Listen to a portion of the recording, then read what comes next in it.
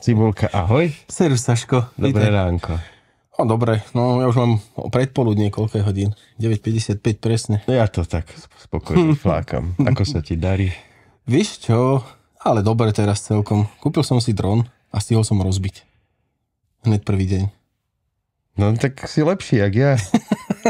Ale akože už ma sereš. Nemusíš sa furt predbiehať vo všetkom. Išiel som ukázať Lenke, že aký som dobrý a... že jak som ho ovládol sa prvý deň. Áno, áno. Tak to je super. Takže to máš zase zničené dronu. Ja neviem, čo mám tento týždeň. Ty sa pochvál, no? Vieš čo, ja sa mám tak dobre, že až sa cítim nepríjemné. Áno? Áno, lebo podľa správnosti by som sa mal cítiť akurát minimálne v rámci možností, ale cítim sa dobre. A ja som vždycky nervózny, keď sa cítim dobre. Lebo viem, že sa niečo pojde. To je vládznež isté. Ale užívam si to zatiaľ. Dobre. Keby ste niekto mali navyše zo 120 000, tak budem sa cítiť ešte lepšie a tým pádom budem mať ešte väčšiu depku, tak ak mi chcete spôsobiť depku z toho, že sa mám dobre, tak mi pošlite 120 000. Ale preto sme sem neprišli. Nie, neprišli sme sa posťažovať ani pochváliť. Prišli sme vám nahrať vlastne úvod k nášmu novému dielu, ktorý sme nahrávali s mojím kamošom, tatérom, muzikantom, Petrom, Pecom, Nimhajom. Peco, zapamätal som si to priezvisko. To je sila, to priezvisko. Nimhaj. No a bol to zase. Tak zopakujem to, čo už hovorím v podstate pri každom úvode, že Cibula si pripravil otázky, nepoužil. Ja nie, Cibula ich nepoužil, ani ja som nepoužil tie, čo som si myslel, že použijem, lebo rozhovor sa vyvíjal presne tak, ako sa má, že sme nevedeli, o čom budeme a nakoniec sme kecali úplne perfektne o všetkom. Vyhli sme sa politike, dúfam. Áno, lebo to už ani není o čom. Už všetci sme sa zhodli, že debilita vyhráva, musíme pretrpeť. To je jediné. A jak si povedal, kecali sme o muzike, o tetovaní, o tom, ako sa on dostal k tetovaniu, že to vlastne nebol nejaký jeho vybajnený sen. Došlo to k nejakým škrtaním si do zošitu tiež. Áno. A že celkom aj tak náhodne. Tak postupne. A dneska pracuje to rovno, spomeňme, v akom to štúdiu? Je to Wolfram Tattoo. Ja vám linky budú v popise videa. To je 6 tatérov, či koľko, tak som pochopil. Myslím, že 8 alebo 9 ich tam je. No. Plné štúdio, všetko sú to špičkoví tatéri.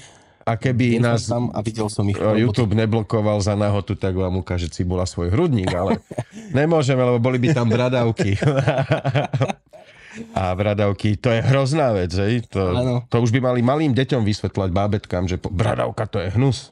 To nesmieš túcať. Skap, ty hajzel. Tak si užite rozhovor s Pecom.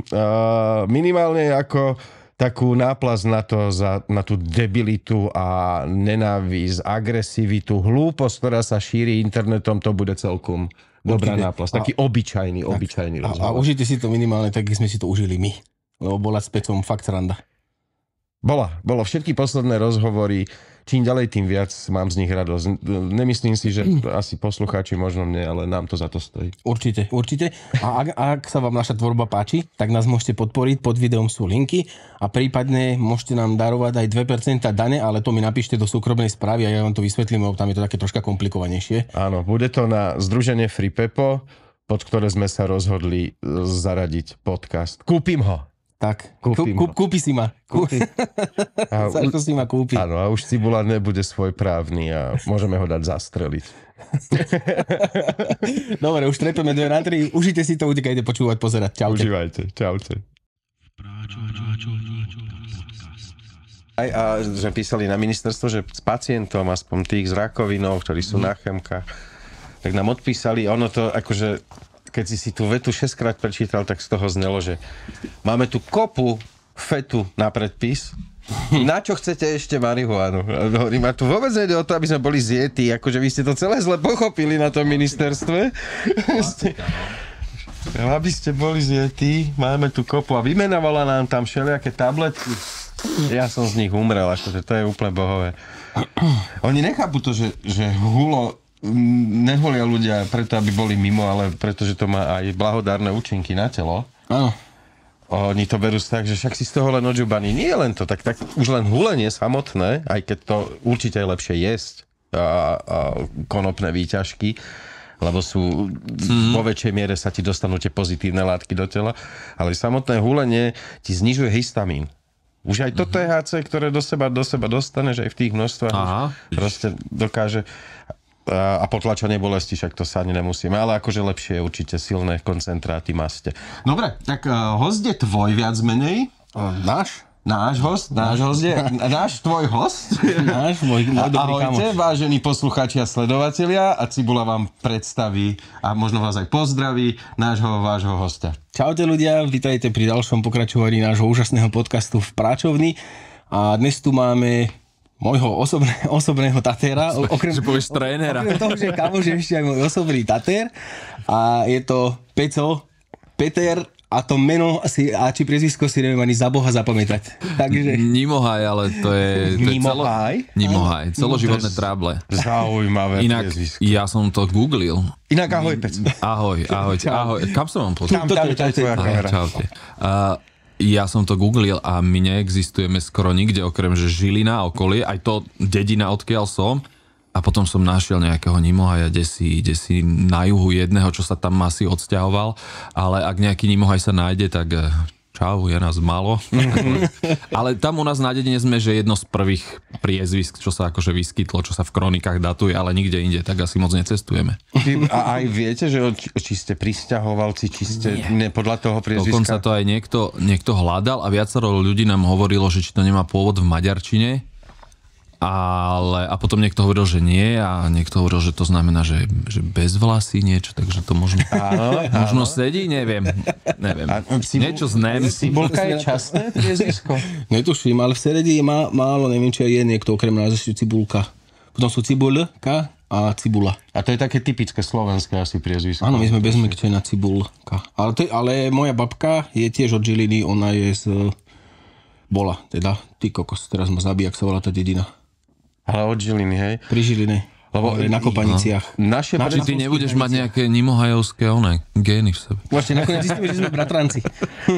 Veľmi vzdialený. Moje priezvisko v podstate dokazuje, že sme taká línia tých Chorvátov, ktorých sem presídlila Mária Terezia. Aha. A ako narazil som na veľa Račkovičov a nepoznám, netuším. Dokonca pri Trenčíne viem, že je nejaký Račkovič, o ktorom tam som sa narodil a vôbec netuším, čo to je za ľudí, hej, že by to bola nejak rodina. Ale není to, že vyslovené, že výnimočné priezvisko nachádza sa kade tade. Takže si tu najvýnimočnejší ako host, je to super. Áno, ale neprišiel si teda zo Žiliny? Nie. Tam už dlhodobo žiješ v Bratislave. Už je to, 12-13 rokov možno, čo som v Bratislave. Takže už aj trvalé bydlisko, všetko mám a už dlho som bol taký, že kde som doma, že či v Žiline alebo v Bratislave a teraz asi viac už v Bratislave. Keď už na 10 rokov sa hovorí, že už si... Hej, akože kým sa nenarodili deti, tak som bol taký, že akože tu bývame a sme akože ten pár, ale rodičov a celú rodinu máme v Žiline a teraz už vlastne tú rodinu sme si vybudovali v Bratislave a oni sú už vlastne Bratislavčania. Tak už asi aj my sa viac tak berieme. S partnerkou ste sa presťahovali zo Žiliny, či našiel si áno, v Bratislave? my sme sa poznali tak z takej tej žilinskej punkovej scény, dá sa povedať. A ona šla študovať do Bratislavy. A keď doštudovala, tak mi hovorí, že ona si akože v jej oblasti nenájde tak dobrú prácu v Žiline ako v Bratislave. A ja sa dívam, že ja som vtedy robil v podstate logistiku a zasielateľstvo a som sa len tak ozval niekomu tam, čo sme mali nejaké kontakty v Bratislave, s ktorými sme komunikovali dennodenne, že možno by som sa niekedy aj možno do Bratislavy rozmýšľam a na druhý deň som mal ponuku. Tak som si povedal, že tak asi tam nájdem prácu. Tak. A ešte stále máš aj prácu, aj tetovanie? Nie. Už len tetuješ? Nie, to akože ono je to také, ja to volám remeslo, alebo umelecké remeslo, že to ti zaberie všetok čas, že ak sa chceš venovať tetovaniu a popri tom ešte práci, tak to musíš robiť tak na 30%. Čiže dneska už len tetuješ. Máš vlastné tetovacie štúdio? Áno. Kde ho máš, na jakej ulici, keby ľudia chceli vedieť? Teraz sme sa presťahovali pred pol rokom na Záhradnícku v Bratislave, čo je kúsoček od Trnavského mýta. To budú asi ľudia viac poznať. Je to križovatka Krížnej a Záhradníckej. A volá sa štúdio? Wolftown. A v podstate ja som sa vlastne, to bolo moje prvé štúdio v Bratislave, kde som sa pridal k 2 chalanom, ktorí tiež začínali akože v tom štúdiu a odtiaľ sme to tak nejak spolu budovali. Dobre, ale poďme tak troška od začiatku. Poď. Jak si sa dostal k tomu tetovaniu? No. Lebo nenarodil si sa ako Tater, ani školu si nespravil. Každý sa narodil ako Tater. Len to nerozvinul. Skôr akože každý sa narodil ako umelec. Jednoznačne. Vieš čo, ja som tak akože, často sa to pýtajú aj klienti, tak som tak rozmýšľal, že kde to presne akože začalo. A ja som si tak uvedomil, že prvé začiatky sú, keď som kreslil spolužiačkám po rukách tetovania perom. A na strednej škole. A ja som prstiach nie? Len po rukách? To sme boli cirkevná škola. Ja som mal z cirkevnej školy mojich 2 parťákov a teda poviem ti, že tí prekonávali všetkých z učňovky. Ale hej, no, však akože bolo to. Ale tak bolo to ešte také, ja som bol vtedy rád, že akože si došiel do nejakého kontaktu s tým dievčaťom bližšieho, že si sa jej dotkol a tak, že bolo to také. Počkaj, ale kreslil si ty. Áno. Už dávno predtým si kreslil. Tak to bolo to, že ja som bol také dieťa, že dajte mi papier a pastelky a dajte mi pokoj. Ja som si stále kreslil, ja som mal všetky zošity pokreslené všade. Umelecké školy, základné tieto? Nič vôbec. Ja som tak sa všetko učil. Lebo ja som nejak nikdy nevedel, ako keby, že čo, ja vedel som, čo ma baví a vždy to boli také kreatívne veci a akože keď som bol decko, som si hovoril, že chcem byť akčný superhrdina alebo karatista. No to som kreslil ninja korytnačky, Ramba, Schwarzeneggera, toto, Kalašnikovi, bazuky a takto, všetko sa tam strieľalo, vybuchovalo na tých papieroch.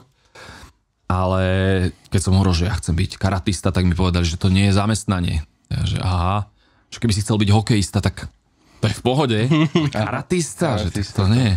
A tak ja som bol taký, že tak ja neviem, čo chcem byť, tak som tak nejak, že OK, tak idem na nejakú školu a popri tom si kreslím a bavila ma hudba.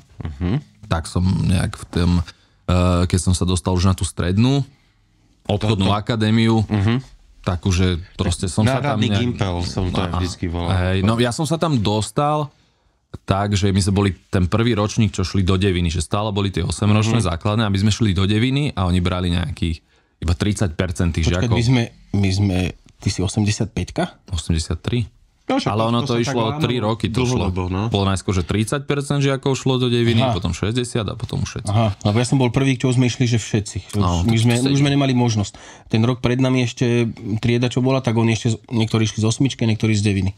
Ale ja už som musel ísť do deviny. My už sme nemali možnosť. No ja som sa nedostal, tak som šiel do deviny a to bolo super, lebo nás dali na takú sídliskovú školu. Ja som bol chalan z dediny, ktorý akože počúval tak, že nejaký rave a Scooter a Prodigy a takéto a už trošku začal koketovať s nejakou Nirvanou, Offspringom a som tam prišiel a tam boli tie decká, že my sme mali tú školu takú, že sme cez prestávku vyšli na chodbu a chodili do kruhu.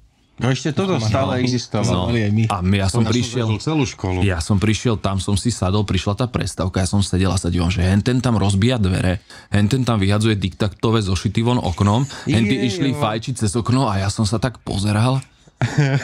Bol som taký, že čo mám robiť? Tak som sedel. Nikto ma nenutil, ale som asi prvý mesiac tam iba sedel v tej ja som sa bál zapojiť do niečoho, lebo mi to prišlo všetko zakázané, alebo že to by som nemal robiť, ale dostal som sa tam ku kazetám, akože úplne iných vecí, dostal som sa tam, ja neviem, tedy H-Blocks, čo bola taká taký crossover s metalom, punkom a neviem čomu, Doggy Dog a Onyx zase repovi a takéto veci, tak som úplne, že Sigovi dola hlava mi tam vybuchovala z toho. To bolo ešte obdobie nahrávania pások. Áno. Cez zrýchlené nahrávanie. Áno, napríklad. A točenie na ceruske. Som to teraz niekde rozhovor, počúval som. Kto to hovoril, neviem, ale že tiež pásky a že maximálne 3. kópia. A neviem, či Vladimír 518, že to bola hodnota, že keď si mal ešte do 3. kópie, ešte si mohol ponúkať kópiu. Keď sme si kupovali tie chromové. Jasné, že tie, že sú lepšie. Čierna je lepšia ako hnedá. Áno. Keď sa niekto dostal k nejakej originálke. Ja si to teraz pamätám, ako som došiel do obchodu, v Žiline bol obchod, Doors sa volal, kde mali všetky tie kazety, CDčka. A z hodou okolností tam robil... Počkaj, nebolo to, jak si išiel smerom na stanicu na pešej zóne a tam vľavo je ten obrovský obchodiak a jak začínajú zase tá ulica, tak hneď prvé obchody vľavo. Tam som si kupoval pravidelné veci, jasné. A z hodou okolností tam pracoval otec mojej terajšej ženy, Dašky, vlastne jej otec tam robil a ja som tam vždy prišiel, keď mi dlho som mal čakať na autobus a vonku pršalo, bola zima, tak som povedal, že pustíte mi toto, dali mi sluchatka, ja som si tam púšťal a tak ja už idem. Oni mali aj zvukovú izbu, takú parádnu. To vidíš, to neviem. Mne tam si? vždycky iba cez pult dali. A jak bola predaj, ty si vošiel do predajne, tak to bolo tak rozdelené stĺpom, tuším, tak si to pamätám. A ešte vzadu boli dvere a tam boli nové miestnosť s brutálnou aparatúrou, gauč a tam si mohol akože... A keď si pre tých, čo išli nakupovať asi. Nie pre tých, čo sa došli zohriať. Ale to som tam, že ja som tam zrazu prišiel a oni tam odniekaďal mali až 2 kazety. Jedna bola, že NoFX a druhá Rancid. A ja som to tam zbadal a to boli vtedy, čo sme boli partia chalanov na dedine, čo sme sa začali formovať a začali sme, že si založíme prvú kapelu a takto. Tak sme zrazu na to som tam kúkal. Ja som utekal domov, vybrať peniaze našporené, bežal som zazvoniť, lebo však telefóny neboli kamarátovi, že vyber peniaze, že majú tam 2 kazety, ja mám na jednu, ty si kúpiš druhú. Tak sme išli potom na ďalší autobus, sme zase bežali do mesta, kúpili sme si tie 2 kazety a mali sme originálky. Originálky boli. A neboli z Polska. Zaujímavé, že sa to volalo The Doors, to si nepamätám a pritom ja som si tam chodil kupovať každý mesiac po výplate jeden z albumov Doorsu. Ale ono sa to volalo tak, že myslím, že do.orz. Že mali to nejak tak, akože ten názov. Už vtedy bodka, ešte ani internet nefičil. Vidíš. Keby to bolo, že org, tak to by... Dali dobu. No, sme pri muzike. No, a vlastne tam som to chcel ešte, že k tej strednej škole, že ja sa tam dostal, lebo tam celkom dobre brali na tú obchodnú, že museli prijať určitý počet tých deviatákov. Ty si tiež ešte nevedel vtedy, čím chcem byť. Čím chceš byť. No, karatista, herec. Áno. Vtedy som to už tak bral, že musím si nájsť a všetci, akože, ja som akože vedel aj pekne kresliť, vtedy asi už, že dávali to na nástenku tie obrázky a dostal som pochvaly od učiteľiek a takto. Máš ešte z týchto, sorry, že to prerušujem, máš ešte z týchto obrázkov aj niečo odložené, vole, kde by sa to dalo? Vôbec. Všetko som to, keď som končil nejak strednú, išiel na výšku, tak som to nejak celé, proste sa zbavil toho všetkého, čo si hovorím teraz, že aj by som si to pozrel.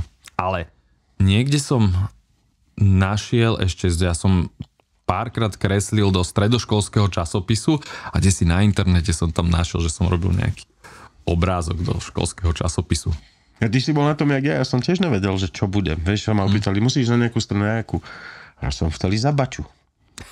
Yes. A že prečo? No lebo budem mať ovce, saláš a svatý pokoj od všetkých. Ja už som to ako 12-ročný chlapec chápal, že chcem svatý pokoj od všetkých. No ale mama bola nešťastná, tam mi hovorí, ale oni ti nedajú saláž a ovce, to pôjdeš tam do obrovského kravínu kydať hnoj. Nechceš ísť na vojensku? Lebo že som bol somár, ja som sa neučil, ja som bol ten sprostý zo zadnej lavice, dneska tomu hovoria ADHD a integrovaná škola. A išiel som na tú vojenskú a chvála Bohu nakoniec. Akože. Ale Bača som chcel byť. Akože. To je náhodou super. To mi nenapadlo, ale pekne. Ty si nechcel mať do českých pokoj, ako nemal si to až tak. Ja som mal celkom takú chuť, akože chvíľu občas má človek, že chuť byť pokoj, ale ja som rád akože interagoval s tými ľuďmi a mal som takú nejakú, akože mal som strašnú trému, lebo na tej základnej, ako som si hovoril, že ja chcem byť herec, tak naša učiteľka triedna, ona robila akože divadlo, že tak keď chceš byť, tak hneď ideš a tak ja som tam hrával vždy nejakých princov v maminých elastiakoch. To bolo peklo pre mňa. Lebo... spotky, vieš, ešte s tým rozprávam. No ale proste, že tie kriklavo zelené elastiaky som si musel natiahnuť, som sa cítil a už som bol aj ten 6-7. Žilinka by mal z teba radosť. Asi áno.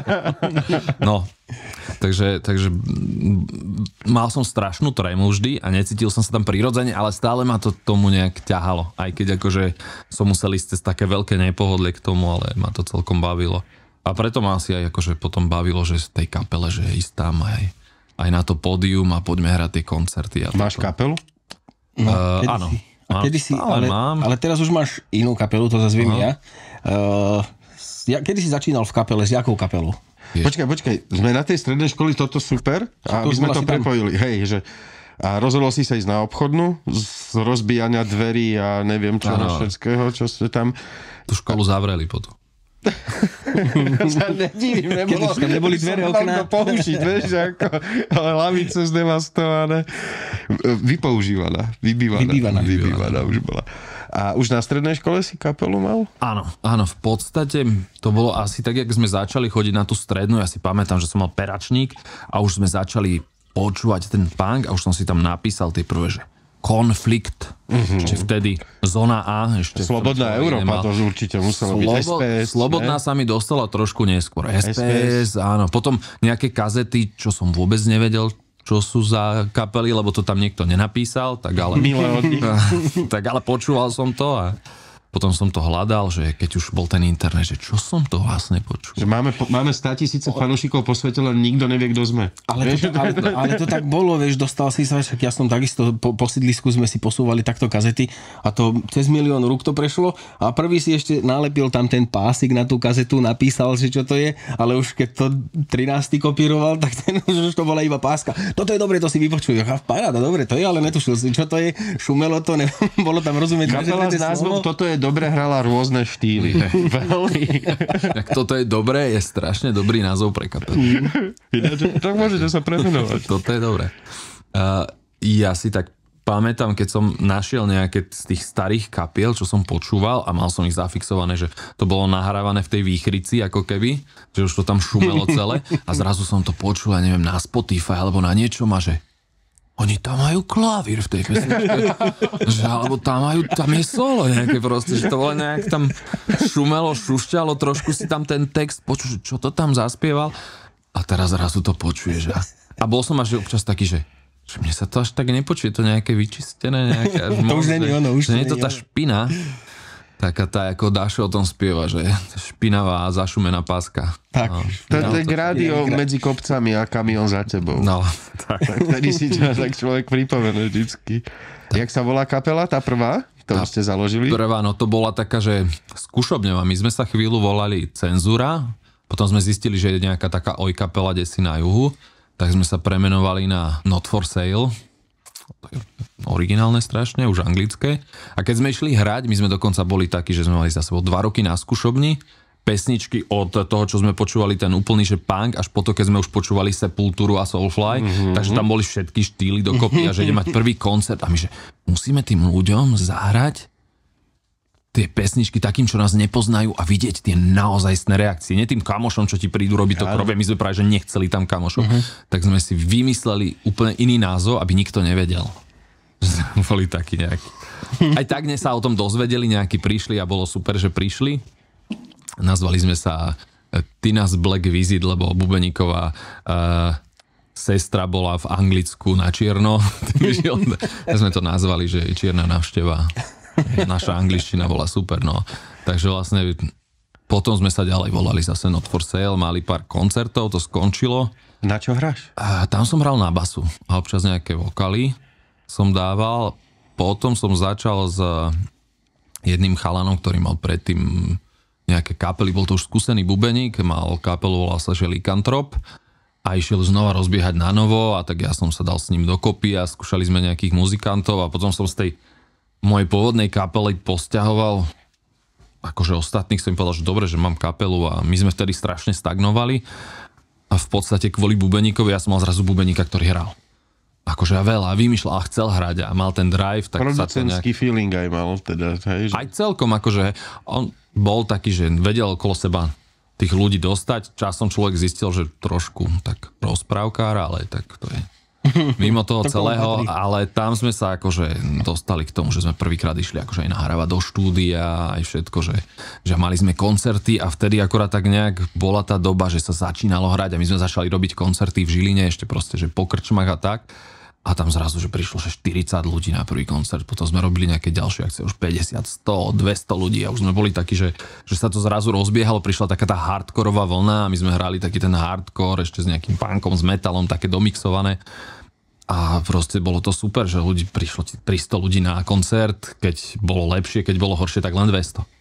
Teraz keď ti príde 200 ľudí na koncert, tak sa díva, že wow. No, niektoré malé festiaky majú toľko ľudí. No áno, že teraz je to, ale to bolo tak, že ten koncert bol vtedy, že niekedy, že raz za mesiac a často bývali tie koncerty, že úplne po dedinách, v kultúrákoch, lebo sa nedalo kde inde robiť. Na krajoch miest vždycky a nám sa podarilo, že nájsť priestory vždy nejak aj v meste a zrazu tam proste tých ľudí prišlo veľa a všetci sa tešili. No a potom začal kto robiť koncerty, lebo si myslel, že tam sa dá zarobiť peniaze. Asi, ja neviem, aký bol, alebo že bude to cool, tak začali bývať koncerty, že často a zrazu začalo chodiť, že 70, 50. Ľudia sa objedli. No oni sa rozdelili do toho mesiaca, vieš, keď to bolo raz za mesiac, prišli všetci na kopu a keď to bolo 4-krát za mesiac, tak 50, 50, 50, 50. Áno, ale aj sa obiež, vieš, keď máš to každý deň. Možno, to je tak môj taký názor, že ono sa aj menia, keby tie generácie, že tá naša generácia zrazu veľa ľudí už zmaturovalo, odišlo na výšky alebo si založilo rodiny a jedno s druhým, ešte viem, že presne vtedy prišlo euro a zrazu ľudia tak začali akoby šetriť trošku viac, alebo rozmýšľať, že aha, že ten koncert stojí 7 eur, to je drahé, že to nedám a takto, no. Takže bolo to také, že sa to trošku, ako keby prišla taká tá doba, ja si pamätám. A to sme v Žiline stále, hej? Áno, to bola Žilina. Ale mne napríklad toto príde, že ako sa to potom ako keby odjedlo, tak to bolo podľa mňa také trochu celoslovenské, lebo ja si pamätám, že Banská Bystrica bola že úžasná v tom, že tam bývali že non-stop koncerty, stále tam chodili ľudia, oni tam mali, sa to volalo, že iný víkend. No bolo, že celá ulica, tam neviem, či 3-4 kluby boli otvorené celý víkend a hrali v nich kapely vo všetkých naraz a bolo to plné, kúpil si listok na celý. To bol ako taký 2-3-dňový festival na jednej ulici. A my sme tam boli, ja si viem, úžasné a potom to proste, že zmizlo. Len tak ako v priebehu roka, dvoch, že už tam proste ľudia... Gaussová krivka. No, tak. To vo všetkom. Nejako, no. To je jedno, jaká oblasť života. No. Aj tá káva je na začiatku horúca, potom studená. No, už bude studená teraz. Áno, ja mám rád studenú kávu. To je taká rodičovská káva. By som povedal, že spravíš si tú kávu a zrazu milión vecí musíš poriešiť. A potom a večer píše, moja káva. To mne sa nestáva. To tá 7 tak zostane zabudnutá. Ja sa k 7 nedostanem. To ja si šetrím.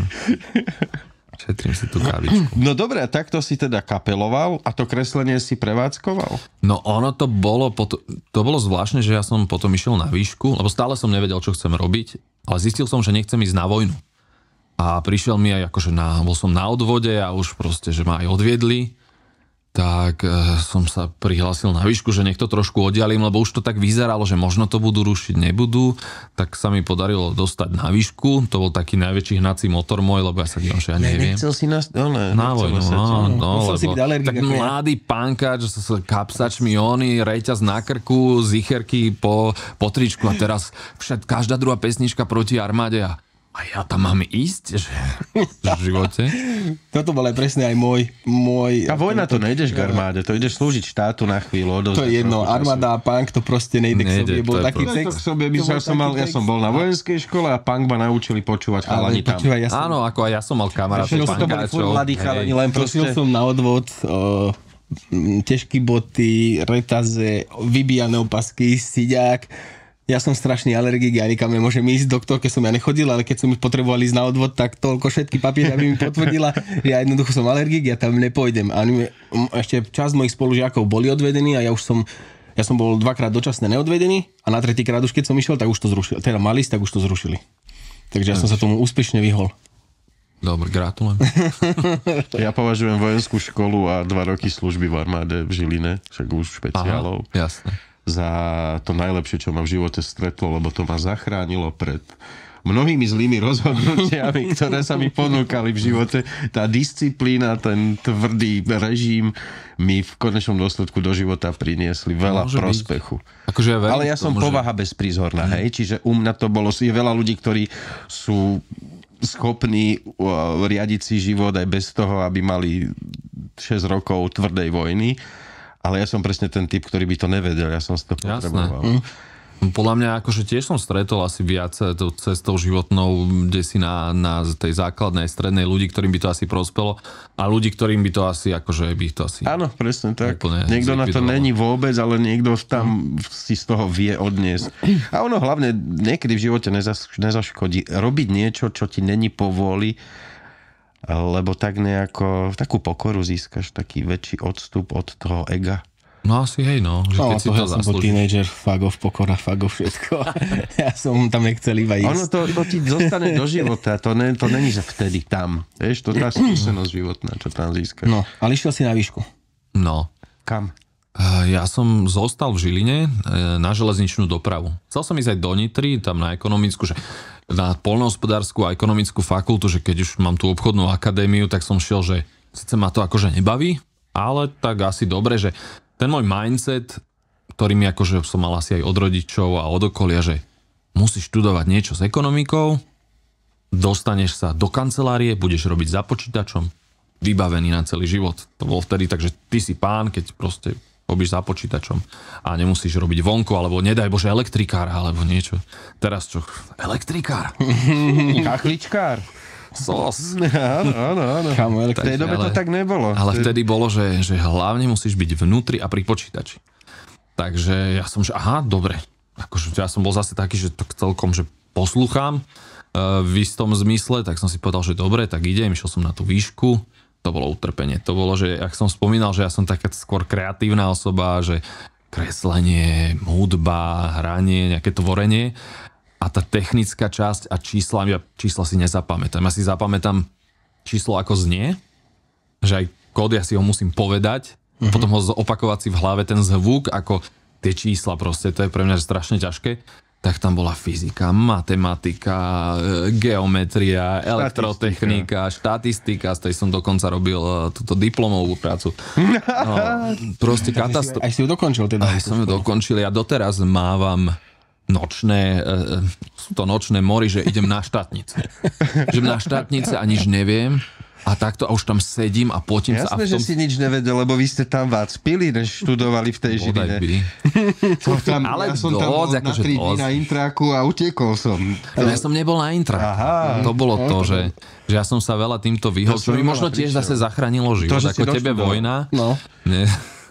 Zase druhá vec bola tá, že nebol si na intráku, tak si došiel na nejaký test alebo niečo. Všetci poodovzdávali a ja som sa tam s tým trápil. Všetci to dostali, ja som to jediný nedostal. A oni sa na mňa dívajú. A ty si nemal tie odpovede? Všetci to máme. A že ako to však? Ja ty nie si na intráku. Že oni si tam všetko, niekto tam donesol, že ja mám výsledky z minulého roka. Áno. A oni všetci iba išli naučené a ja som sa tam škrábal na hlave. Ináč to, čo študoval, on študoval vlastne ten Zbino, čo je v Prahe krstný. Malý. To isté. Aj môj kamoš jeden, ale iba rok a pol potom. On bol na intráku, oni viac pili ako študovali, takže on to dokončil.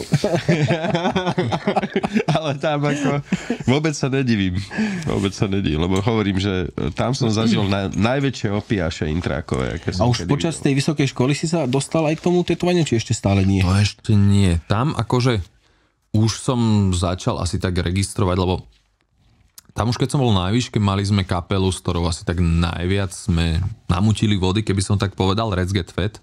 No vydali aj nejaké plátne, mali nejaké turné. To bola tretia kapela, či tá druhá len... No, keď som mal... No to bola tretia v podstate, ale vtedy som chvíľu bolo tak, že hral som v Let's Get Fat, hral som zároveň v Ilúzii, to si poznáš, a hral som ešte v perfektnej, málo známej crust-punkovej kapele Rotten S, ktorá podľa mňa bolo, že 7-členná krastová kapela uvrieskaná, ubuchaná. To bolo hrozné peklo. Toto mi asi ušlo.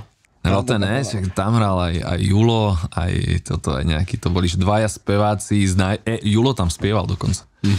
To bola strašná zverina. Je to niekde online? No podľa mňa na českom Benzóne, to na už 2 pesničky sa mi zdá, že sú tam. No tak to by sme mohli potom pod rozhovor dať tie linky k tomu. Lebo ostatné kapely poznám však. Aj ty daj potom linky, ak nájdeš niečo ešte, že na nete majú veci. A už vlastne, keď sme robievali my nejaké tie koncerty, tak veľa tých ľudí bolo potetovaných. A tak som vlastne spoznal Štotyho z Puchova, ktorý tiež hraval v kapelách, on bol Tater. Takže to bolo také, že on potom začal tetovať nejakých ľudí okolo mňa, potom vlastne moju frajerku, s ktorou vlastne ešte stále. Takže ona mala tetovania skôr ako ja. A ja som bol Štoty je, vieš, kto to je? Meno mi hovoril, lebo spomínate ho. V Trenčíne sme sa s ním stretli, keď si bol na tej prednáške. Oni tam mali s Fiaskom ešte posledný koncert, on vtedy končil. My sme sa tam s ním rozprávali celú dobu. Sme tam ale aj spomínate to meno občas, niečo, keď sa Blava koncerty spomínajú, viem, že to meno vybehne. Tak on mi vlastne jak povedal, ale teraz rozmýšľam, to som už ale pracoval, to bolo už po výške, keď on mi povedal, že už som si dával tetovanie a ja som si kreslil už vlastné návrhy. A on mi povedal, že dobre, však si kreslíš návrhy také, že lebo vtedy si tu mal väčšinou na výber, že nejakú tú démonickú realistiku alebo ten tradičný štýl a mne sa páčili, to robili Angličania, Belgičania, takí, oni to vtedy volali, že Photoshop tattoo, že akože také pospájané rôzne vektorové a zvláštne veci do obrázkov a bolo to, že úplne niečo iné, ako sa robilo, akože to bolo z tej scény, potom sa prešlo k trochu tomu watercoloru, čo robil Ondráž a takto. Takže mne sa páčilo, že to je úplne niečo iné, ako som dovtedy videl a také som sa snažil si robiť návrhy a on mi to tetoval, tak mi dal potom ponuku, že či by som akože nechcel si to skúšať u neho tam v štúdiu, že on má akože tam akože priestor a on by mi niečo poukazoval a tak a ja som mu povedal, že vieš čo, ja dobrú robotu v kancelárii. Ja som ten za počítačom, že nie. A časom toto, ale to asi trošku predbieham, jak ideme po tej časovej osi. Nevadí, poskáčeme. Jasne, poskáčeme. No ale na tej výške a akože popri tých kapelách, lebo to je podľa mňa práve taký ten zlomový moment, že ako som sa dostal k tomu tetovaniu, bolo presne cez tie kapely a na výške ja som, neviem prečo, prestal kresliť. Že úplne som už nesedel tam, možno preto, že to bolo akože pre mňa strašne stresové obdobie. Ja som tam pribral 30 kg za tie 4 roky. Ja som ako stredoškolák, som bol ten malej štíhlej kluk, ktorý si o muzice snil. Tak na konci vysokej školy som bol proste 100 kg. Ten za počítačom. Už len za počítač ma posadiť, presne tak. To bolo akože, ale ja som bol taký, že ja som sa učila, že ja si musím dať pauzu, idem do tej chladničky. Lebo že čože, som chodil nervózny, ja sa to neviem naučiť. Tuto dávaj. To je celý môj život, si teraz opísal. A to je zaujímavé, že... Ja som stresový jedak, asi aj ty potom. No. Ja som zase mal skvelú vysokú školu, skvelých profákov a tiež som ale mal problém obsedieť. A ja som vždycky tak trochu kreslil. Máš problém obsedieť aj teraz. No však áno, a vždycky som tak trochu kreslil a aby som vydržal na tých prednáškach, tak som obkresloval všetky zošity. A ja som sa k ukresleniu dostal práve takto, že práve na vysokej som popri prednáškach, aby som tú nervozitu svoju vnútornú niekde vybíjal, tak som kreslil, až mi niekto povedal, však ty vieš kresliť. Inak podľa mňa toto máš presne to isté, čo ja, že ja som to mal, že celú základnú aj strednú, že ja som si kreslil, aby som dokázal počúvať tú učiteľku. No, lenže na základnej mi to ešte nikto neukázal, vtedy som nekreslil, tak som iba sa furt s niekým to by ti neukázali, to by ti zakazovali. Ja som mal celý čas, že alebo som si s niečím sa hral, alebo takto, a tú hlavu som zamestnal a zrazu začali prichádzať všetky tie informácie. Ja to tiež takto. Keď ma stopli, tak ja som zrazu, že... A nohy mi takto lietali. Áno, prvé 2 vety a už od tých prvých 2 viet, čo povedal, som si vyvinul svoj svet a on už medzi tým dal ďalších 30 viet, ale to ja už som nevedel ani vôbec, o čom vypráva. A to bolo to, že keď ma nechali kresliť, ja som bral, keď ma zastavili, tak ale na tej výške to bolo celé také iné, ale zase som sa tam dostal, ma pritom, a keby udržala práve tá hudba, že dobre, robíme koncert, tak to spraví plagát. Ja mám doma Photoshop, tak mám nejaké akože trošku z toho kreslenia, tak som sa učil vo Photoshope, že to trička. No tak vyrobím trička, obal na album, tak vyrobím obal na album. Tak akože stále som bol pri tom, zase viac tej grafike som sa venoval a to si hovorím, že našťastie ma to tak zachránilo od toho, aby som sa na to úplne vykašľal. Lebo ja si hovorím, že ja som taký ten kráčajúci, ten motivačný citát, že rob to, čo ťa baví a potom z toho ne. Lebo to, čo ma nebavilo a robil som, to som robil preto, aby som bol ten pán za počítačom a mal nejaké peniaze, aby som mohol robiť to, čo ma baví. A to som robil stále a vďaka tomu som sa dostal vlastne k tomu tetovaniu, čo ma teraz živí. A hovoríš, že on ťa ponúkol ti v tom štúdiu a s ním si začal znova tetovať, alebo už úplne niekde inde? Nie, s ním som začal, ale tak s odstupom už keď som sa presťahoval do Bratislavy. Lebo to bol taký zlom, že v tej Bratislave prišlo to, že zrazu si videl, že sa dá veľa vecí, ktoré ma v Žiline tak nenapadli, že tu sú ľudia, čo chcú tetovanie a tu by sa dalo s tým a proste ľudia tu žijú tak inak, že robia si občas toto, občas si dajú pauzičku, že ten život inak ako keby vnímali aj tým, že je tam viac tých peňazí, viac príležitostí, väčší trh, väčšia tá kúpna sila, tak človek sa cítil tak viac v kľude, že jasné, prečo by som nezačal s tým tetovaním. Tak som si povedal, že OK, a ten začiatok bol taký, že som pracoval v tej kancelárii, stále v zasielateľstve, nejaké prepravy po svete, ale vlastne som iba ťukal do počítača a údaje. Na to bolo treba tú vysokú, no? Presne tak. No a keď išiel víkend, tak som šiel do Žiliny k mojim rodičom, tam som si zložil veci, išiel som do Púchova do jeho štúdia, tam som tetoval do nedele, medzi tom som pendloval do Žiliny sa vyspať a v nedeľu večer som odtiaľ šiel zase do Bratislavy a pondelok do práce. A sa dívam, že dobre, že naučím sa to trochu a potom si otvorím štúdio alebo tak a že to za rok a ma prepustili. Takže to urýchlilo to asi tvoje rozhodnutie. Najlepšia vec, čo sa mi mohla stať. Lebo to nám vymenili manažéra a ten povedal, že je vás tu veľa, 5 poslední, čo prišli, nech od budúceho týždňa končia, tak som prišiel v pondelok do práce. Taký premyslený, logistický. No, nie tí najhorší, ale tí 5, čo prišli. 5 poslední proste. Ale. Tak som prišiel v pondelok do práce normálne a hneď si ma zavolala šéfka, že no do obeda odovzdaj prácu, dostaneš akože všetky peniaze, čo máš, na ktoré máš na rok a na obed môžeš ísť domov. A najskôr taký, že aha, že no však to ťa bachne po hlave, lebo tak máš nejaké predstavy. Z hodiny na hodinu vypovedať. No, áno. A som tak išiel odtiaľ a som sa cítil tak ľahko, že už je strašne dobré, že odtiaľ idem preč. A som si tak hovoril, že dobre, že ja som vlastne teraz robil nejakú dobu a pol roka vlastne budem dostávať nejaké peniaze od štátu, ktoré nebudú že vôbec nejaké zlé, že dokážem z toho vyžiť, lebo sme bývali v garzónke a nemal som nejaké náklady, deti neboli, hypotéka nebola, nič. Tak sa dívam, že dobre, že tak mám, plus tým tetovaním si viem trochu prilepšiť, už chodím do toho Púchova a tak, že keď si zoženiem niečo v Bratislave, kde by som mohol tetovať, tak akože, že mám pol roka na to, aby som to rozbehol, aby som sa do toho akože dostal. No a zároveň som dostal do týždňa 2 alebo 3 ponuky na tú prácu od ľudí, čo sme s nimi vlastne dodávateľov alebo odberateľov tých služieb. Ja sa dívam, že dobre, tak túto prácu mám. Keby som chcel, tak asi si nájdem tú prácu, že tak vlastne nemám čo stratiť.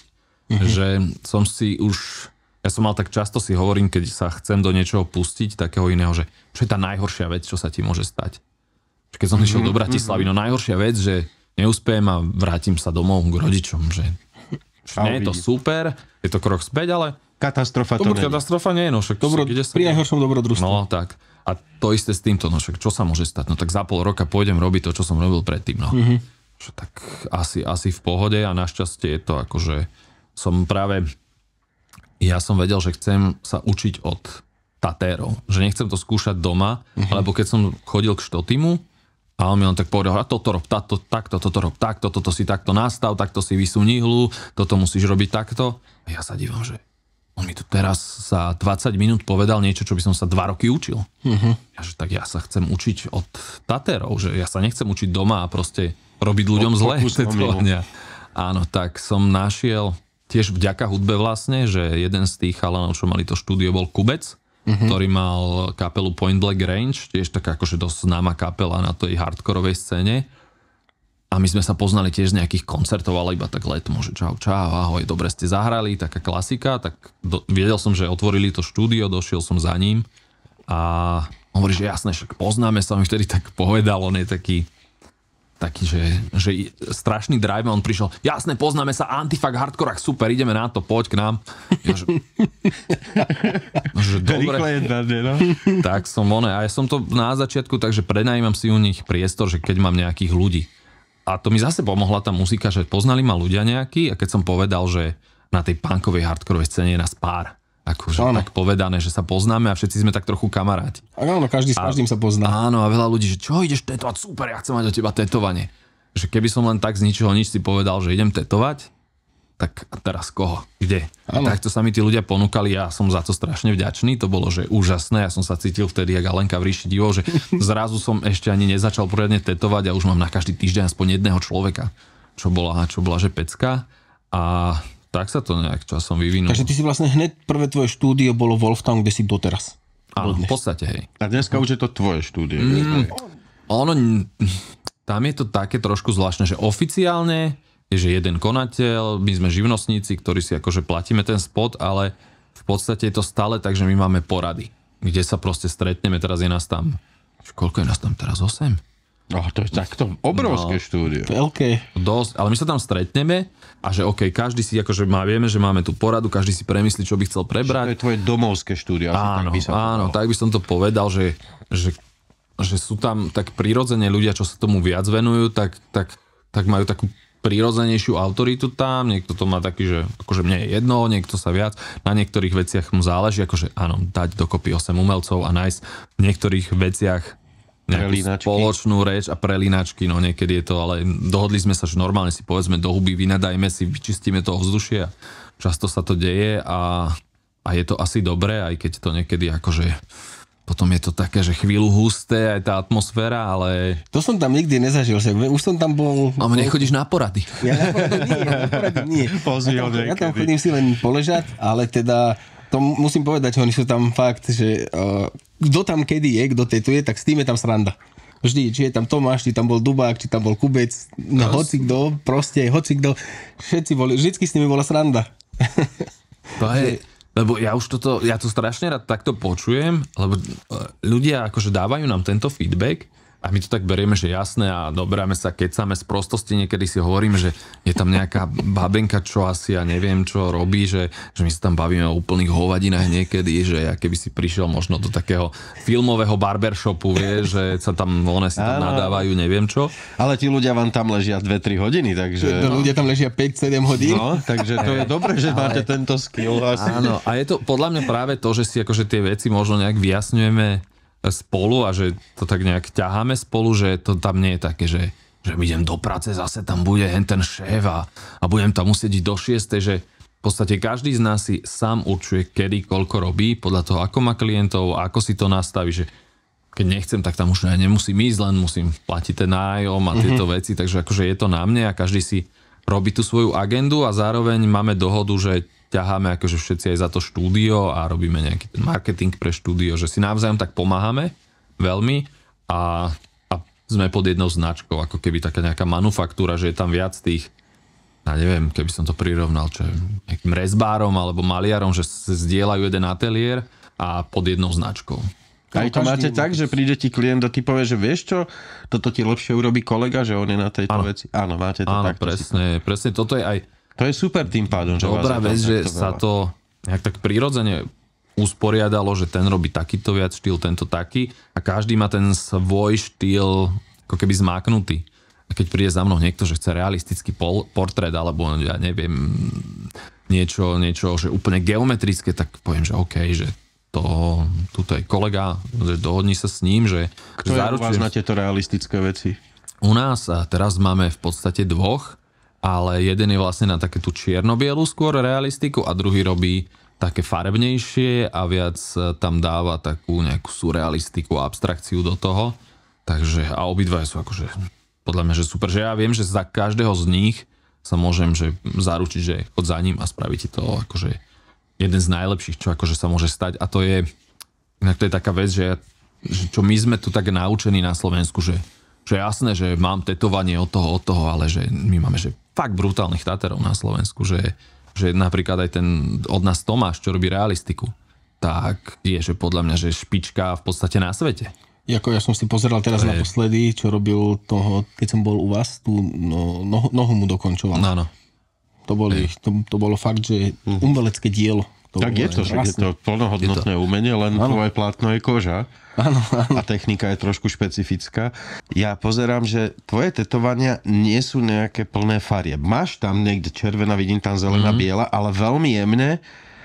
Čím to je? Má to nejaký špecifický dôvod?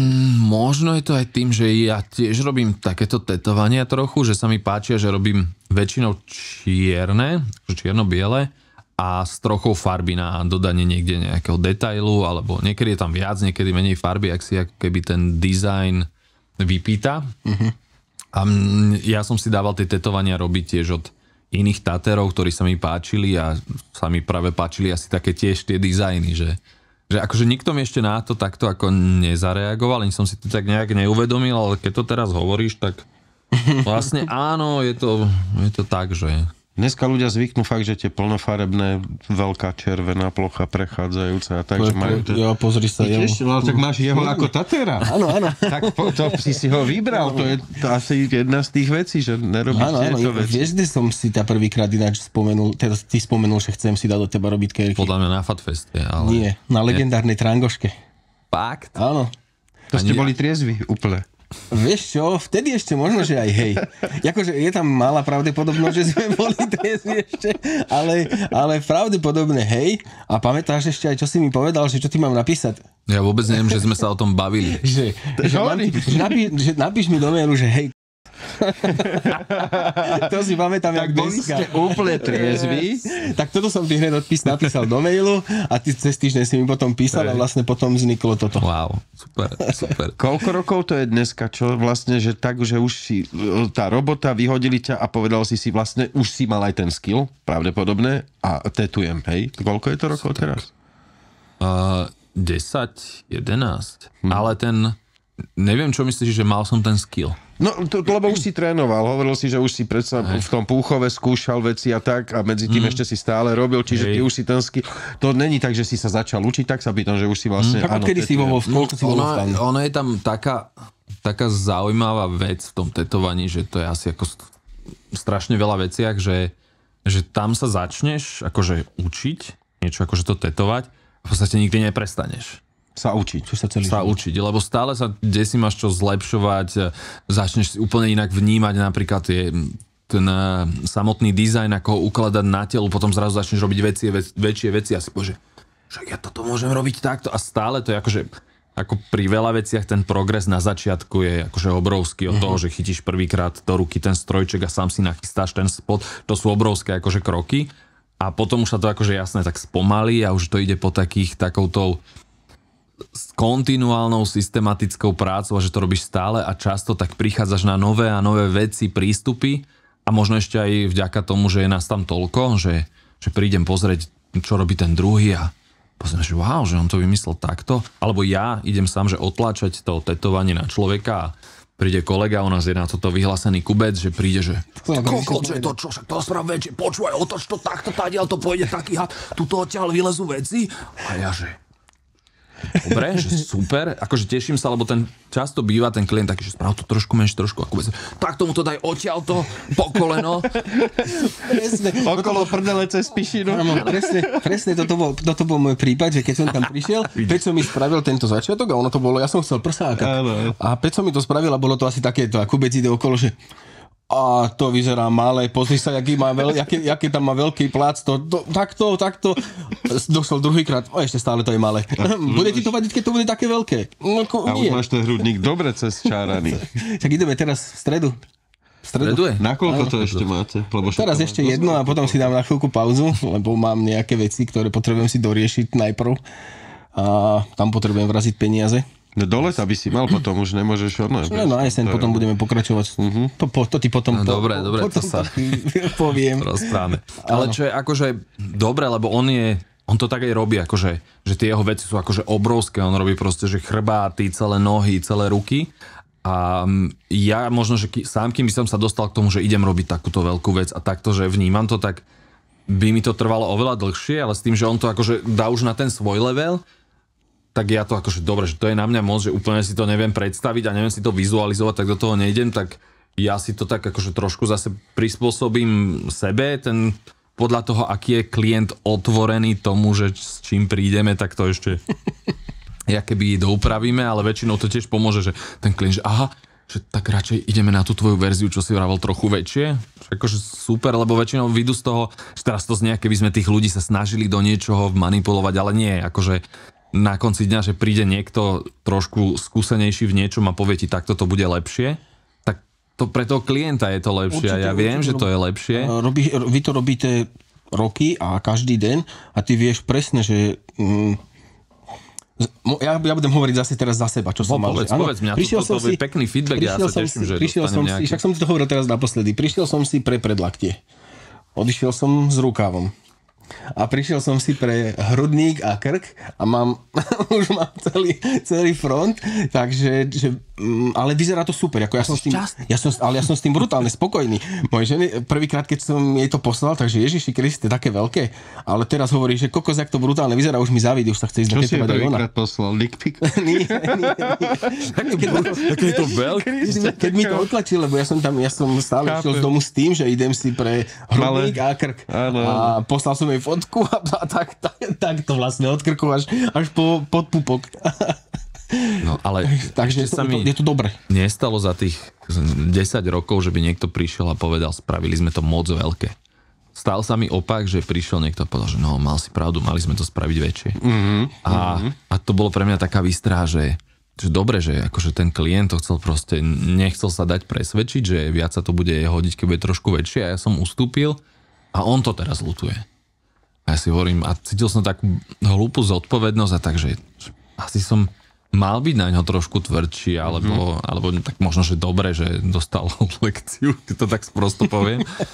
Ale aj pre mňa to bola veľká lekcia, že mal som možno, že ho skúsiť viac, alebo nechať ho to premyslieť, alebo možno poslať domov, že fakt si to premyslí, alebo tak, že to väčšie bude lepšie, lebo to mal lepšie. Akože stále vyzeralo to dobre, nebola to žiadna katastrofa, nič. Vždy sa dá doplniť, čak sa rám, alebo rozvedie sa. Ale vieš, že máš nejaké to plátno, keď dáš niečo že do stredu, tak tu už podoplňaš len také, vieš, že mále, že ten základný pekný motív by mal byť akože taký, že najväčší, aby tam pekne vynikol, aby si to z 5 metrov videl, že aha, že... Áno, ako ja som brutálne spokojný, že si to nakoniec spravil, ten rukav konkrétne, že si to spravil také veľké, lebo vyzerá to podľa mňa mnoho lepšie, ak by to vyzeralo také, jak som to chcel ja. No, lebo ja som nedošiel so žiadnym obrázkom, ja som ti povedal, že toto tam chcem a hotovo, ja som si to tiež nevedel nejako extra predstaviť, aké to bude. To ani nemusíš, to nie je tvoja práca, to je moja práca. Tak preto k tebe chodím. No, počkaj, ale teda ja tu mám ešte na teba pár takých vecí, že koho by si nikdy netetoval? Máš takéto? Akože to je taká, že ani nie, že koho, ale možno, že aké motívy. Hakenkreuz. Takéto, ale tak to je také jasné. Ale že koho by som netetoval, ja neviem, no asi keby prišiel, ja neviem, teraz bombic za mnou, tak akože... Nie, na chrbát... S nožom, ja ti to tam vyrežem. Nie, čo chceš na chrbát, chceš veľkú orlicu, jasné. A ty by si mu tam vytetoval, som kokot. No. Hej, potom problémy, ale proste, že to radšej akože... Raz nám niekto poslal takého nejakého vikinga akože odfoteného z mikiny a že toto by som chcel spraviť a tam už bolo vidieť kúsok, že Thor Steinar a tak a ja sa dívam, že tak to bude čisto nejaký, že tak toto akože netetujeme, že návrhy z Thor Steinaru akože z mikiny ešte, že... Z indickej. No, z indickej. Takže to sme akože že tiež akože tak slušne, ale odmietli, alebo však vždy sa to dá akože tak slušne. Čo mi prišlo, teraz som si spomenul na také jedno štúdiu, myslím, že to bolo v Taliansku, alebo takto, alebo v Amerike, neviem teraz. Nie je asi dôležité, ale oni, neviem, či zadarmo, alebo s nejakou veľkou zľavou, keď prišiel niekto, že chce pretetovať nejaký nacistický symbol, alebo niečo takéto, tak že mu to pretetovali zadarmo, alebo s nejakou že veľa takých, že akože bol som blbý mladý tak proste, že chcel by som to pretetovať a nemám na to, tak akože dneska som videl, že dneska už sa dá nejak laserom vypáliť koža, že sa zhorí farba v tom povrchnom. To nie je ani, že zhorí, ono to rozbíja ten pigment. To je preto... Strebá sa potom, vyčúraš ho. Nejak sa proste to telo, to nejak, že či to je úplne, že najviac super vec na svete, asi nie, ale tak dávame do seba kadečo. Ale toto je také, čo si veľa ľudí myslí, že akože asi laser to asi nejak vytiahne, že to vyletí von, alebo čo, ale na ten laser treba ísť veľa razy, lebo ono to v podstate postupne rozbíja. Rozbíja viac a viac a viac, až je to len taký flag, až sa to nejak proste vstrebáva a takto, no. Ale nie je to, že... Čím tmavšie tetovanie, tým dlhšie to, tým viacej sedení na to odstránenie. Aj akože tmavšie, ale myslím, že čierna farba ide celkom OK. Neviem, či teraz červená alebo zelená, alebo jedna z týchto farieb je taká, že asi perleťová bude tiež dobré peklo pre ten laser. To netreba, to sa dá ľahko prekryť zase. Aha, áno, že to prekreslí. Ale nejaká, jedna z tých výraznejších farieb, nejaká zelená, červená alebo modrá, jedna z nich je taká, že to úplne že zle, že totálne, že skoro nevylejzrovateľné a čierna akože v pohode celkom oproti tým fariebom. Dobre, už odstraňujeme tetovanie.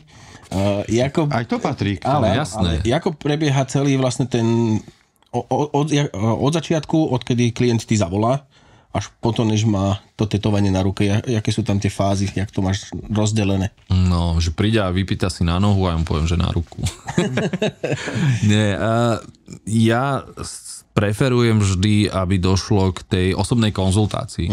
Že proste keď sa mi niekto ozve, tak mu poviem, že OK, že čo chceš asi, že napíš mi asi čo približne kam a možno prečo, čo je tiež akože podľa mňa veľmi dôležitá vec. A dohodnem si s ním, kedy by mohol prísť do štúdia. Ak je zďaleka, tak sa to teraz riešime nejakým spoločným videočetom, že si zavoláme a pokecáme, ale je to také, že ideálne je to osobné stretnutie, ktoré je často také, že príde ten človek, poviem, že čo by chcel, ako, ja mu poviem, že OK, toto je fajn, toto je nezmysel, alebo niekedy príde človek, že chcem tam toto, ja neviem, že orla s dátumom, hviezdičkami, srdiečkom, odkazom na deti, zamestnanie, rodinu, čo sa mi stalo pred 30 rokmi a aby to bolo takéto veľké, kde si na predlakte tak trošku malé. Že OK, že to proste bude nezmysel. Tak mi to slovne popíš, ja ti to tam vypíšem. Že treba to tak nejak akože upratať a dohodnúť sa s tým človekom. A ja viem, že veľa razy tým ľuďom akoby rozbijem tú ich predstavu, čo má, že toto tam chcem a toto chcem sem a takéto veľké. A ja ich ako keby tak sklamem a pokazím im to, že dobre, a to nebude vyzerať dobre. Že to ja proste ani nespravím, lebo ja ti nechcem robiť zlé tetovanie. A veľa razy to prvé sedenie je také, že ten človek si povie, že aha, že čo teraz? Ja hovorím, tak chod domov, že popremýšľaj nad tým, že však teraz som ti úplne že dal veľa nových informácií, úplne som ti to v podstate otvoril, ako keby ten svet toho tetovania trošku ako funguje a čo je dobré, čo je zlé, ako sa to dá. Premysli si to a ozvi sa mi potom, dáme ďalšiu konzultáciu a pobavíme sa a možno ani vtedy sa nedostaneme ešte k tomu, že ideme tetovať, ale radšej takto, radšej poslať toho človeka domov a ako mu vytetovať blbosť. Alebo niečo, s čím ja by som nebol spokojný a podľa mňa časom ani on, keby videl, že aha, že dajú sa robiť aj iné tetovania. A tetuješ aj, že ja ti donesem obrázok a tetuješ to, alebo máš všetko, sú tvoje originálne návrhy? No, záleží, aký obrázok. Ak mi donesieš obrázok tvojho psíka, tak ja ho v podstate, vieš, že prekreslím do svojho štýlu, ti poviem, že vieš, aké veci robím. Už tým, že mám nejaké väčšie portfólio, tak poviem, že dobre, robil som takéto domáce zvieratka, alebo takýmto štýlom, alebo takéto zvieratá, takto by som ti ho vedel spraviť a nejak sa dohodneme. Ale jasné, že keby si mi doniesol, že obrázok tetovania niekoho, tak ti poviem, že OK, že kopie nerobím. A ten hlavný dôvod je, že ty nie si kopia. Ty nemusíš mať kópiu nejakého tetovania iného. Ty môžeš mať, ako ty si originál, môžeš mať tetovanie vyrobené tebe na mieru, podľa toho, čo ty chceš, čo sa ti páči. Zachytiť tam nejaký svoj život, alebo príbeh, alebo len niečo, čo sa ti páči. A bude to iba tvoje, a bude to proste, že niečo, čo nemá nikto iný na svete. To je super. Prečo by si mal mať, ja neviem, kópiu niekoho iného tetovania, okrem toho, že je to akože v podstate aj krádež z toho duševného vlastníctva, tak je to aj proste lame, strašné. No. Tak tam je kus psychológie a filozofie v tvojej robote. No, musí byť. Tak to ja zase rád, vieš. Ja si rád pomudrujem občas. To mi Dáška hovorila, že je tam nejaký princíp. No, to je dobré tetovanie. Na túto by som si ho dal. Nemudruj. Tetoval si aj nejaké také známe osoby zo slovenského alebo zahraničného showbiznesu? Vieš čo? Tetoval som ono je Jakaba Roba. Poznám osobne. Hej. Strašne zlatý, nízko. Akože bol taký, že chcel tam niečo malé a ono to tak funguje. Čím chceš menšiu vec, tým viac potom vymýšľaš, ako ju tam dať a kde ju dať, že keď sa niekto spraví mi chrbát a chcem tam, ja neviem, vlka. Že OK, má byť nahnevaný.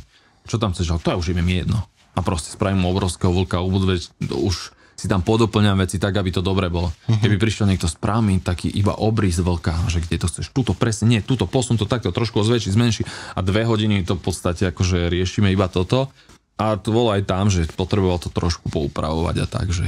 Ale ja si zase hovorím, že OK, že keď idem robiť niečo takéto niekedy, že menšie človeku a potrebuje, že už odhadneš toho človeka trošku, že má rád, keď má veci presne tak, ako ich chce a má nejakú úplnú predstavu a nejde to proti tomu môjmu, že si poviem, že to bude nezmysel, tak akože strávim s ním ten čas a som rád, keď na konci dňa on je proste šťastný. Takže tak, no. Jeho a inak neviem. Mali sme tam raz Gisku Oňovú, ale tu sme netetovali. To tam prišla len... To bolo v rámci nejakej reklamy, že akože si ide dať tetovanie a teraz potom mi tam povedz čo si úprimne, rozprával. koľko máš peňaženke? Nebolo to o tom, ale to bolo niečo s hodinami, že akože si ide dať vytetovať hodiny a že je čas a to bolo niečo z reklama a s oným, ale a niekto z nami to, že či by sa to dalo u nás spraviť a takto, ale bavil som sa s ňou a bola ona taká, ako je na tej kamere, tak taká je ona aj v súkromí, že porozprávala nám strašne zlatá, milá, že to bolo také fajn. Ona je taký človek, vlna. Veľmi chápe základné princípy života veľmi, veľmi bytostné. Ona je špecifická, že by som ho pozerával, nie, ale mám ho rád. Z nej ide energia, fakt tá úprimnosť, taká čistá životná. Ona tam príde a ona ten priestor tak ovládne no. Ale to a nebolo, že zebrala handričku a tam utrela možno aj celá. Ale celkovo ja som mal akože, čo sa tak hovorí, že prídu ti tam nejaké tie hviezdy alebo tak, že akože ona bola úplne zlatá, ten Robo bol tiež taký, že skromný týpek, ktorý ale tiež tak prišiel a v podstate si hneď tam, že to tam málo nejak taký ten, jak sa charizma nejaká taká, že... Ja som pre Roba maloval stenu, kedy si otvorili s kámošom kaviareň, tak som im takého Turka robil, tiež iba jednofarebné v obrysoch. Ako kávu Turka? Nie Turka, ako týpka, hej, ale to by bolo jednoduchšie. Takú klasickú v Duritke. A super kaviarnička to bola, ale v tej dobe však to ešte Mečiar vládol a mali cez dvor suseda takého idiota, ktorý bol s policajtami kamarád a taký stranický idiot, tak im dokázal robiť také problémy, že museli tú kaviarničku v Nitre zrušiť a to bola veľká škoda, to bola super kaviareň. No, idioti sa nájdú. Vždycky a všade a je ich veľká kopa. Mal si tam aj takého nejakého tlka, ktorého si musel poslať do prdele? Ja som tam nebol. Vieš čo, asi nie takto. Akože stalo sa mi, že som sa niekedy s niekým nevedel v podstate dohodnúť na tom, ja neviem, že tetovaní a potom som ho poslal domov s tým, že toto akože naozaj, že nejdem robiť, alebo neviem si to, alebo som videl, že nie sme na jednej vlne, ale asi, a možno, že to práve vychádza z toho, že som robil predtým v tých open office-och a takto, že tam som sa trochu naučil, že s tými ľuďmi tak nejak veľa som mal nespokojných klientov na vybavovať veci a tak som už vedel, že ako sa s tým človekom baviť, akože úprimne, normálne na nejakom leveli, že OK, chápem, že toto a rôzni tam boli ľudia, rôzne toto, tak ma to trošku vyškolilo v tom, že ja s tými ľuďmi asi nejak viem výjsť, viem sa dohodnúť a už asi aj tým, že keď niečo robíš dlho, asi si v tom už taký istejší, tak to aj z teba ide a vieš si aj sám, že povedať, že dobre, toto nie, to je fajn, alebo že vieš čo, toto pre teba nebudem robiť, alebo si tak v hlave povieš, toto ti lepšie spraví kolega. Kolega to potom preklína ešte. Hozi mi do bozla. Najlepšieho klienta. Najlepšieho. Tak tetovanie není len vedieť kresliť očividne. Tam fakt musíš mať aj nejaký iný duševný rozmer. A to je presne toto, že odhadnúť, že chceš to naozaj že pracovať s tým človekom a veľa ľudí sa urazí, keď mu povieš, že to si zle vymyslel. No to nemôžeš mu povedať, to si zle vymyslel. No musíš tam tú psychológiu použiť z toho open officeu. Lebo tak on si to nevymyslel, ako hovorím ľuďom, že ty si nemusíš a je lepšie, že keď nemáš v hlave tú predstavu toho, lebo ja ti nenakreslím to, čo ty máš v hlave. Lebo teraz poviem, že predstav si jeleňa. No každý si predstaví jeleňa iného. Ty si predstavíš hlavu, ty si predstavíš na kopci v diaľke, ja si predstavím mŕtvého, alebo čo si, že každý si úplne niečo iné predstaví a ešte úplne niečo iné nakreslí. Takže... To je... Jedno myslíš, druhé povieš? Áno. Toto, čo si mi robil sem, ja som ti iba povedal som ti príbeh, že ktorý tam chcem. A ja som, keď som si voľačo v hlave predstavoval, tak v tom ani v 1% sme sa nezhodli, áno? ale keď som to zbadal, čo si nakreslil, že OK, áno, toto je super, takto to chcem, presne takto to chcem. To, čo som si ja myslel, to bola dobrá sprostosť, takto to chcem. Tak ja som... Preto je pre mňa dôležité, keď mi povieš aj, že prečo chceš tú vec. Lebo za tým je toto. A ja vrajím, že aha, že ale to by sa možno dalo, akože už tam ja vkladám zase trochu potom seba a niekto je s tým OK, otvorenejší, niekto mi povie, že dobre, že toto sa mi páči, ale toto nie, to už nie som ja, to už vôbec mi nič nehovorí, tak vtedy s tým ďalej pracujeme a upravujeme to. Ale áno, ja hovorím, že musí to byť ako keby o tých obidvoch ľuďoch, že tetovanie akože robím ja, vymyslí si o ten klient, ale je najlepšie, keď je to, a nie že najlepšie, ale malo by to byť akože práca dvoch ľudí.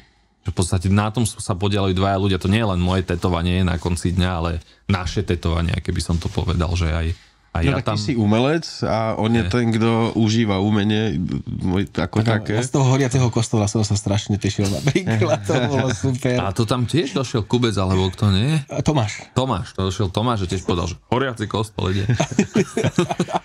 A ty si tak zažiaril. Ja som sa pozrel na teba, že yes. On do toho pôjde, super. Koľko hodín denne sedíš s tou tetovacou mašinkou nad človekom?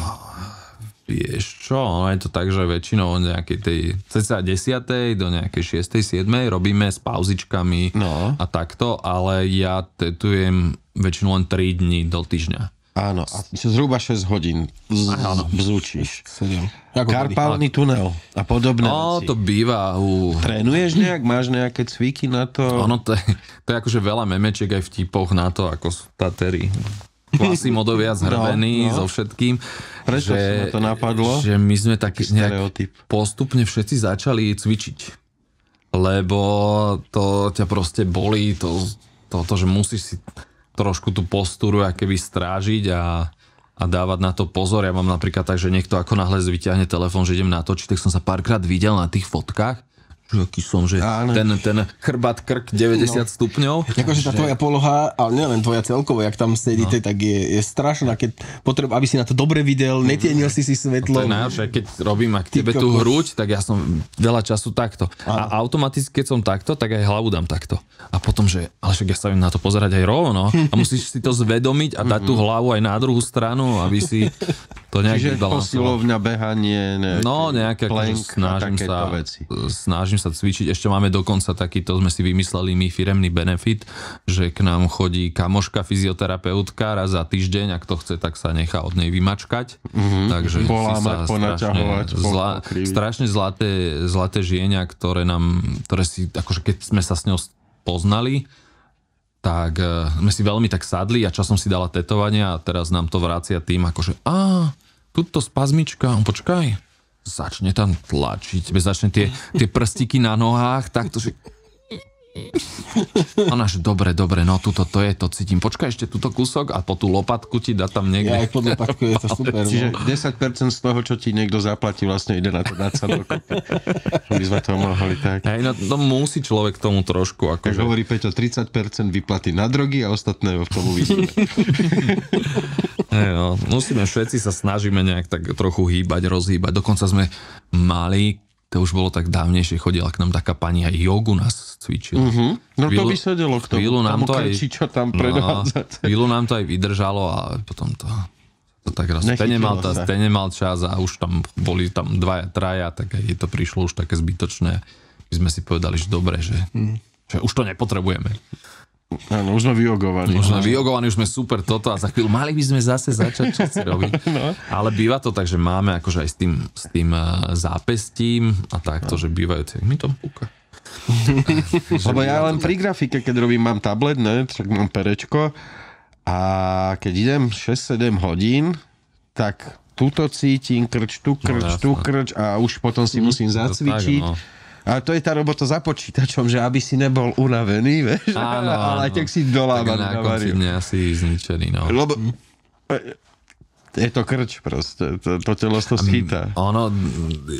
Je to tak, že my sme akože evolučne neboli stavaní ani na toto klikanie do tohto, ani na to ťukanie, klikanie, ani na myšku, ani na nič, že my na to nemáme v podstate prispôsobené akéby telo na to, že máš teraz každý deň robiť 7 kilometrov zápesti. No. Možno za pár storočí, že... to už však myšky, to teraz používa myšku. Vieš, tá technológia sa tak rýchlo... Ja už nie. Že to sa nestihne vôbec... Pri grafike a tak tam musíš, tam bez toho... A pri ilustrátorových, pri vektoroch tam asi bez myšky. Vieš, ale to by musela prísť nejaká mutácia, neprirodzená, ktorá by vyhovovala určitej technológii, hej. A to tak vznikajú tie nové verzie. No, to není tak, že ty sa prispôsobuješ tomu, že by tvoje telo sa... Nie, príde nejaká mutácia a typická v podstate chorá, ale vyhovuje, že v tom priestore vlastne prináša ti výhodu. Ale asi sa nezmeníš tak, že jemu sa narodia už deti, ktoré budú lepšie tetovať, že budú lepšie prispôsobené kluby šlachy. To tak asi to si tak ľudia predstavujú. Evolúcia je jasné, že vyjdeš z vody a už sa z toho stvorí ten človek. No, nie je to úplne tak. Fúr sa musíš poutierať. Asi to trvalo troška dlhšie. No. Ja som pozeral jeden podcast, Ivana sa volá, tá slovenská taterka, ona v Kalifornii je teraz. Ona hovorila, že keď začínala, tak začínala v Austrálii a tetovala penisy. Veľa. Máš aj ty nejaké miesto, nemusí to byť na penis, ale teda nejaké miesto, také najbizarnejšie, ktoré si tetoval? Vieš čo? Asi... Som ešte netetoval. Už áno. Tak mám pokreslené už celého, takže pohoda. Sorry. Nechcel som takto. Ja pohode, ja zatiaľ porozmýšľam, že... Ale asi som nerobil takéto nejaké, že to jak Benny. Nie, kúpili ešte sme si strojček. Žiadny, ani penis, ani... Čuješ, kámoš, kúpili si strojček, že budú tetovať. Aj vedia, kresliť chala, nie, tak... Kúpili, v ten večer sa ešte aj ožrali, no čo si potetovali, myslíš? Tieto opilecké tetovacie party, to som párkrát zažil, to bývalo veľmi výživné. To si pamätám, to som ešte v začiatkoch tetovať kamošov v Kodani.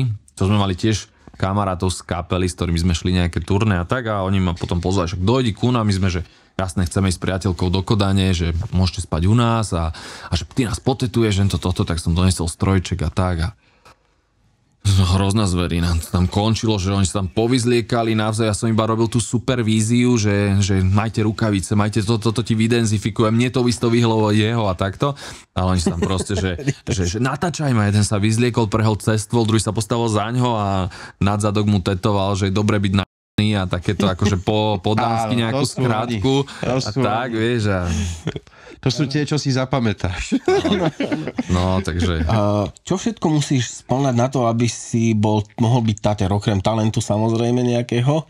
Nemusíš mať talent. Však teraz Pinterest to stiahneš, vytlačíš, obtiahneš.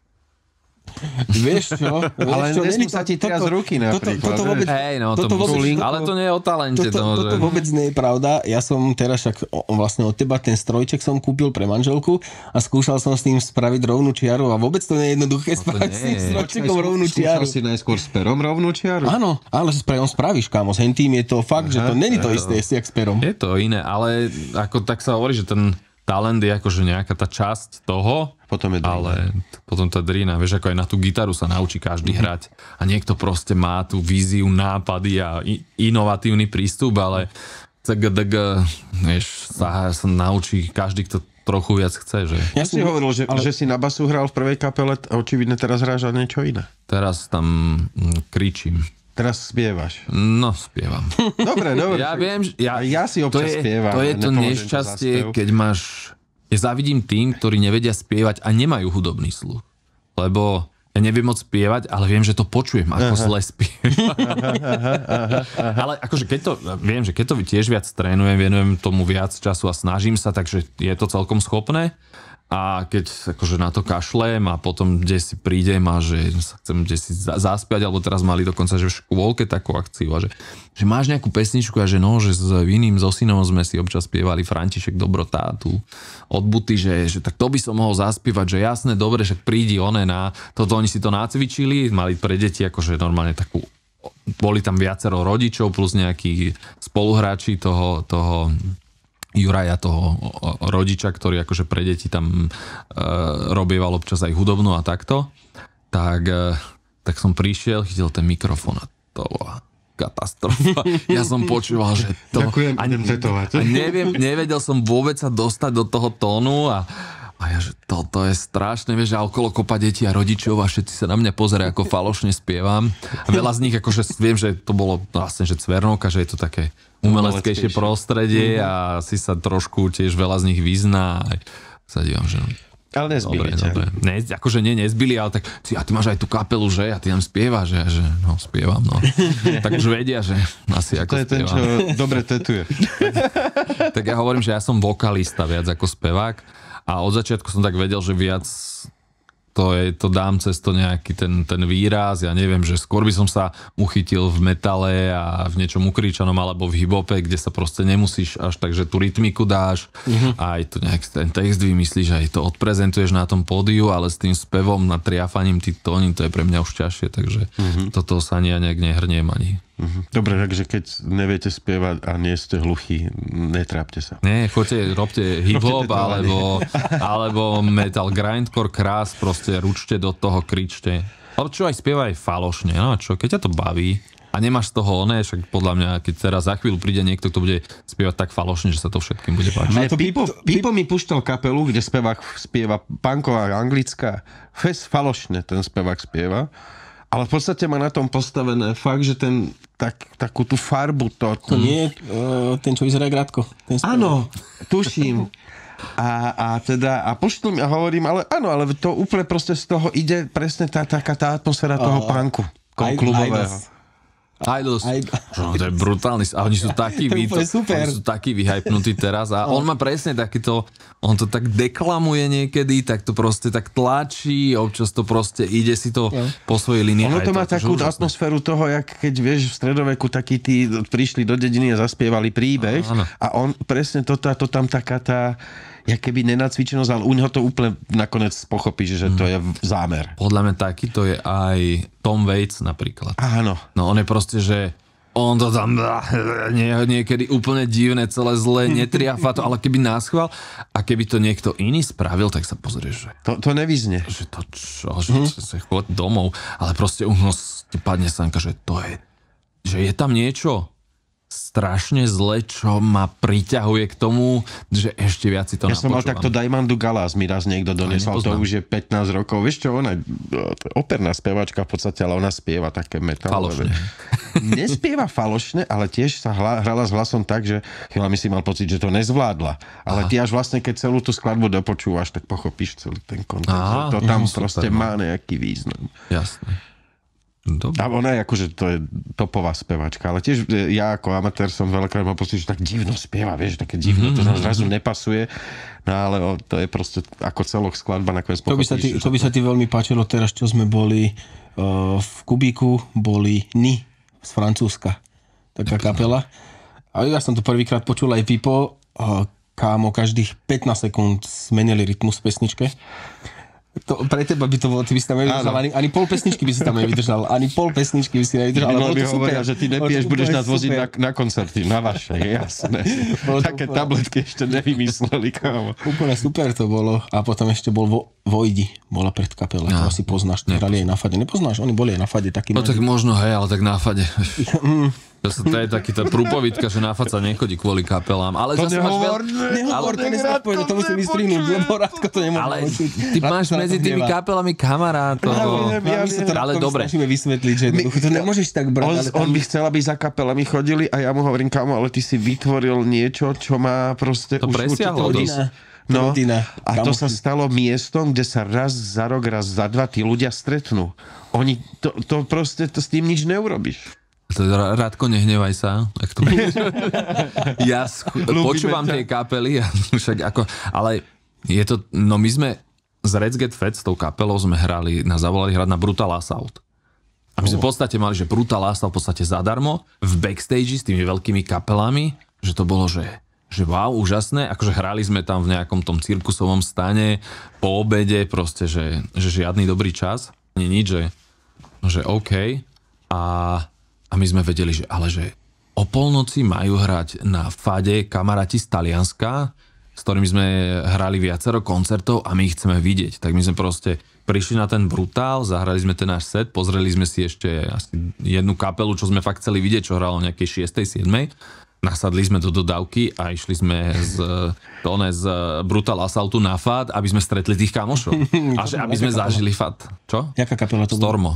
Aha, Stormo. To bolo super, to si pamätám. Takže ideme za nimi a že Že vlastne odišli zo sme svetového festivalu na lokálny festival. S tým, že sme sa tam mohol pofotiť, ja neviem s kým. Dokonca sa mi tam stalo, keď sme prišli, tak sme to tam tak obkukávali a som došiel cez také dvere, tam nejaká brána, teda brána, že tu je nejaký také schodiky hore.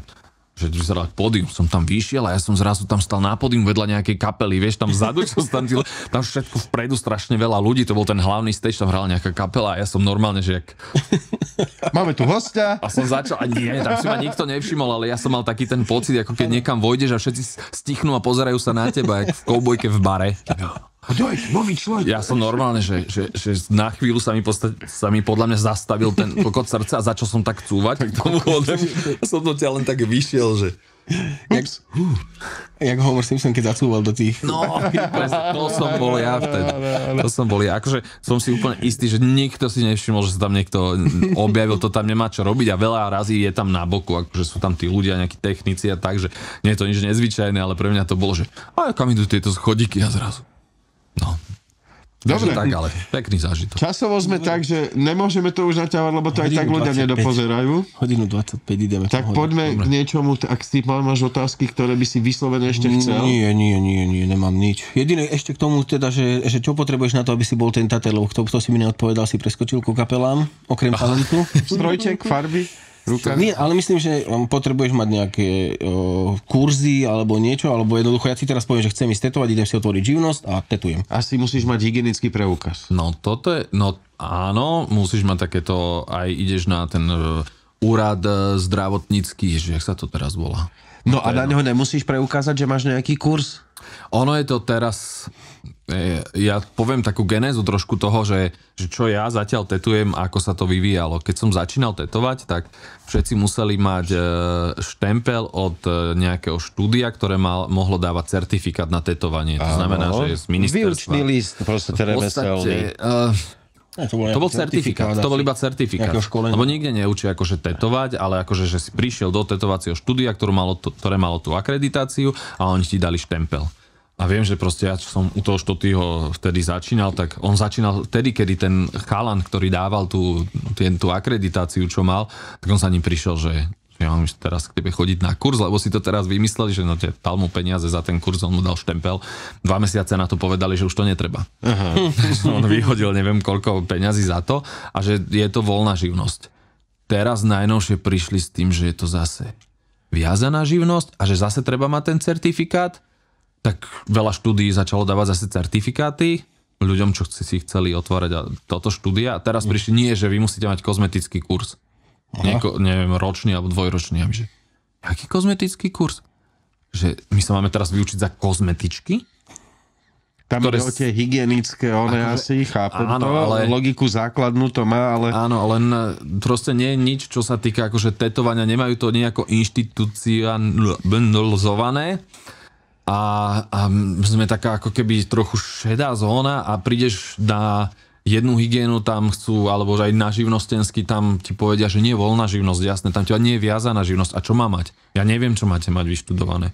A že aký si mám spraviť? No ja neviem, no asi kozmetický. No počkaj, ale ty už keď to máš otvorené, tak už nemusíš ešte nič. Toto, že už rovný praxe. Keď si chceš otvoriť.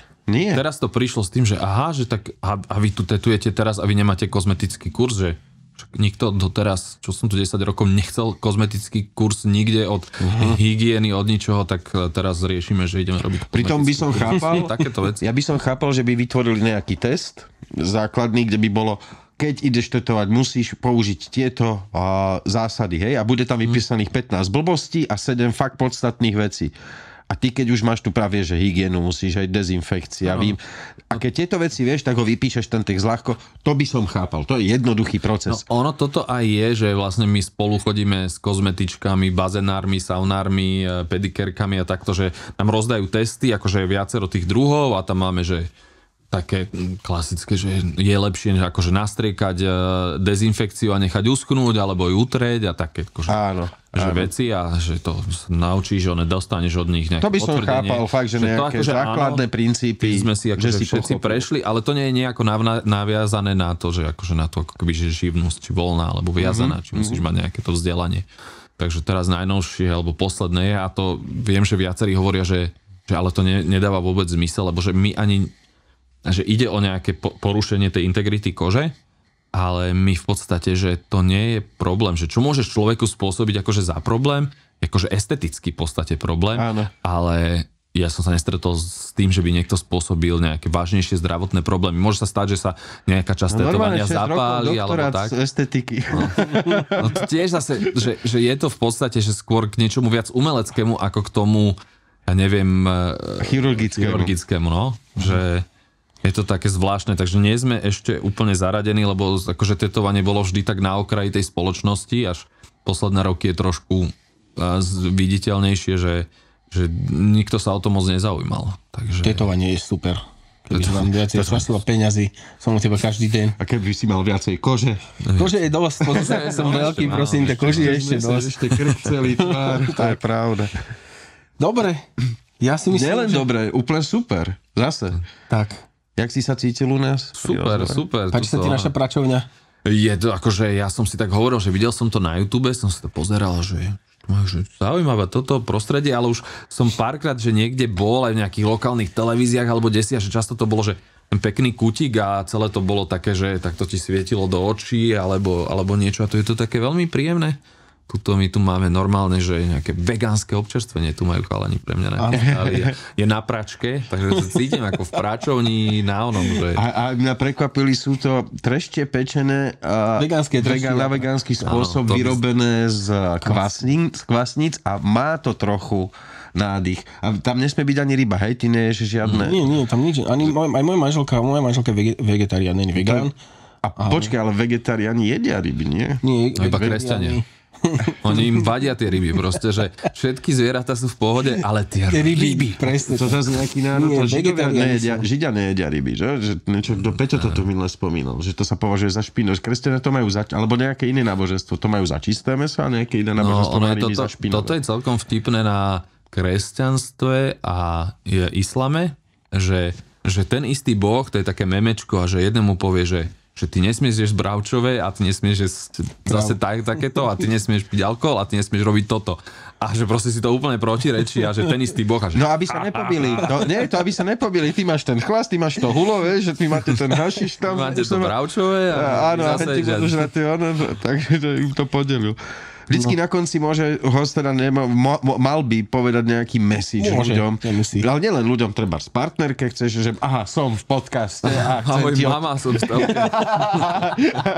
Ale nejaký message ľuďom, ale ty asi k tetovaniu možno, že ľuďom takú tú múdrosť, keď si idú dať tetovať, by sa hodila nejaká taká základná. No ja som to už asi... Povedali sme to veľakrát. Viackrát spomenul jednu vec a hovorím už často, ale tak zase možno iní ľudia to uvidia, že také základné pravidlo, čo hovorím aj kamarátom, aj hocikomu, aj čo si nedávajú u mňa tetovanie, že nevyberaj si ako prvé dizajn, čo si chceš dať tetovať, vyber si tatera, ktorého veci sa ti páčia. A keď sa ti páčia, neviem, 80% jeho prác, dajme tomu, a dáš mu zadanie, čo chceš, tak máš obrovskú šancu, že dostaneš to, čo sa ti bude páčiť. Čiže nechoď s obrázkom, maj ideu a vyber si toho, kto ti sedí. Prvé vyber si ten štýl a toho tatera, ktorý sa ti páči a potom dostaneš to, čo sa ti páči. A toto je múdro dnešného dňa. Tak, ešte povedal on lepšie inak, že tetovanie je super. Tetovanie je super a teda ja som do bodky splnil to múdro, čo on povedal, lebo ja som si vybral najprv tatera, až potom som... Tak ale to si ho vybral na akcii. Nie na základe práce. Nie, mne sa ľúbilo, ja som videl tvoje roboty, neviem na kom, teraz to by som klamal. Neviem, či Ďuro nemal náhodou niečo prvý od teba. Asi hej. A ten si dohodol na fade. A mne sa to strašne páčilo. Ty si robil Ďurovi rukávy? Ďurovi všetko. Plnofarebné? No. Áno. No tam je viac farby trošku. Tam má to veľmi pekné. Ďakujem. Dobre ľudia. Aj zle? Lúčime sa s vami. Verte to, ako to je? Je to už asi dosť. Hej, toho dosť. Dobre. Majte krásny deň. Ako nás podporiť môžete, to tam Cibula napíše dole. Keď neviete čítať, tak mu zavolajte. Tak, a my ideme do našich životov. Ideme si užiť sobotu. Bodaj by. Čaute. Super, veľmi príjemný pokec.